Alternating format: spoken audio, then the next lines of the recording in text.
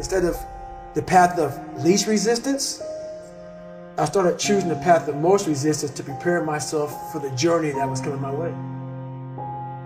And you realize through hard work, you can outwork anybody, no matter how badass they are. It starts with yourself, man. You gotta start diving into those things that you're afraid of. You don't gain confidence by going to the spot that makes you feel good. It's gonna be a false reality. And the second life gives you that challenge, all you wanna do is go back to what gave you confidence, is that happy spot. No, what gave me confidence was spending years at a kitchen table trying to learn how to read and write on my own, realizing I can't learn the way you learn. I can't, but I can learn. What gives you confidence is not being afraid. It's overcoming the fear. That's what gives me confidence, is facing these things, overcoming them. And maybe not overcoming them every day, but facing them and facing them and facing them. Pretty soon like this, you know what, man, this is where it's at. It's not in that comfort zone. It's in the discomfort zone is where my confidence is getting built. That's where it's getting built. Happiness, peace, enlightenment, it's all up here, man. It's all up here. It's all up here. You just gotta be willing to go and face it. And that's the hard part. The physical standard is not what they need to meet. It's a mental standard you must meet in life. That's how I live my life. I now know that there is no cap on the human mind. There's no cap. We cap it ourselves. When most people quit, I had just started. And when you take that mindset and you learn to flip that around, that's what made me powerful. And my body followed. And so I said, I want to do this. I'm going to give myself a challenge every single day until the fear goes away. That's right. And I feel like that's what more of us should be doing. I'm hearing that that's how you live your life. That's all it is, man. And it helps me feel so much more confident. When you overcome that fear of saying this doesn't have control over me anymore, that's right. It's like you can be at so much more peace.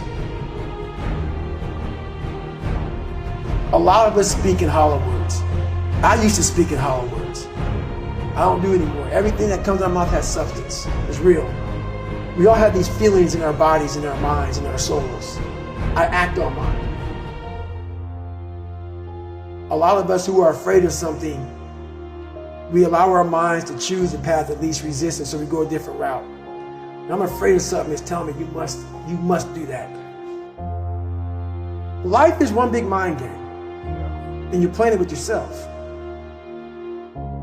You cannot lose perspective of where you've come in life.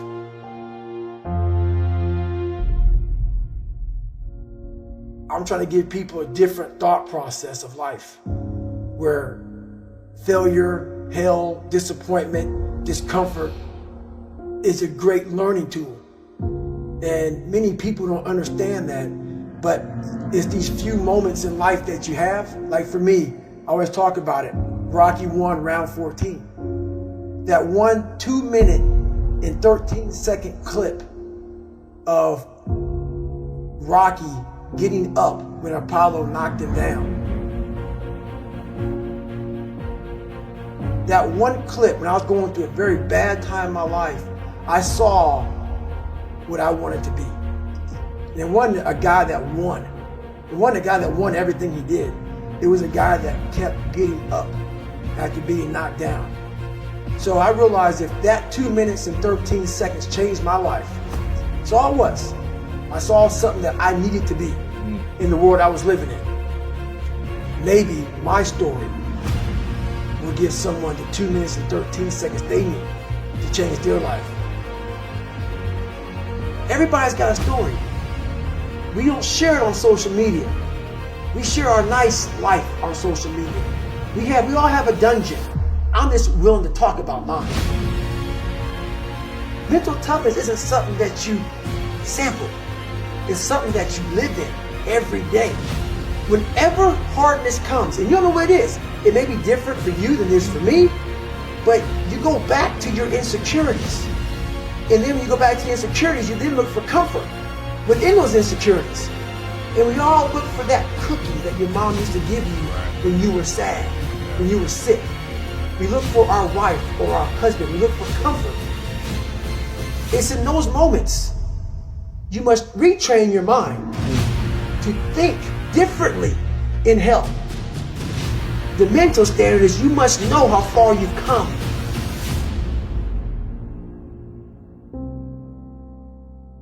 I walk in a room now and I know the hours and years and decades I put into David Goggins. That's something, it's not on the wall. It's not a trophy on the wall. It's not a medal on your neck. I don't care how you perceive David Goggins, because through my journey, I figured out the one piece I was missing. I thought it was cars. I thought it was women. I thought it was money. I thought it was everything. The one piece I was missing was me having the courage to face myself.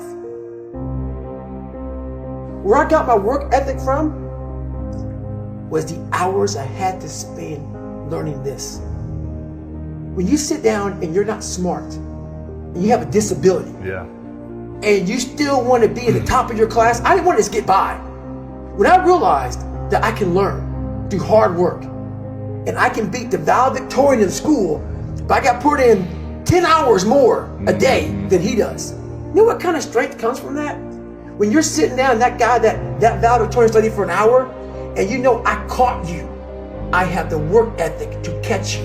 That's where David Goggins got really invented.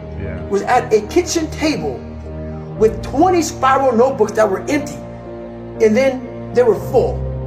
And when you can go through that, I still have them in my storage unit. You go through these spiral notebooks of your life, and you realize this is how I learned. This is unbelievable. It wasn't until I got real sick and my life got real quiet. I went from running 205 miles in 39 hours to I couldn't get out of bed. My life was taken from me. And that's when I realized I hadn't taken time to think about what I'd done in my life. I'd done all these things, but there was no finish line. I finished a race of life, and I wouldn't even receive my medal. I go on. I get in the car and I go. When I started figuring out life, that I was leaving so much in the tank. Once I realized, my God, man, I was this dumb, fat kid being bullied, and now I'm a 180-pound person, lost 106 pounds in less than 3 months. Learn to read, learn to do this, learn to do that. I was like, I need more. I was fueling my mind with everything. And I never took time to say, my God, you came from this hell, and you're here. I had come 8,000 miles from where I started. But if you never know that, you're still in a $7 a month place.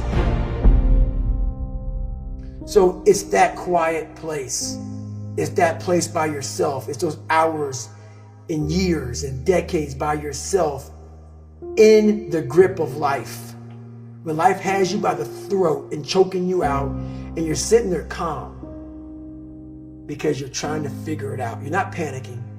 You're not quitting. You're not throwing in the towel. You're saying there's a way around this. And when you figure it out, when life has you gripped in a vice, and you can figure that out, that's when you overcome. That's when you overcome.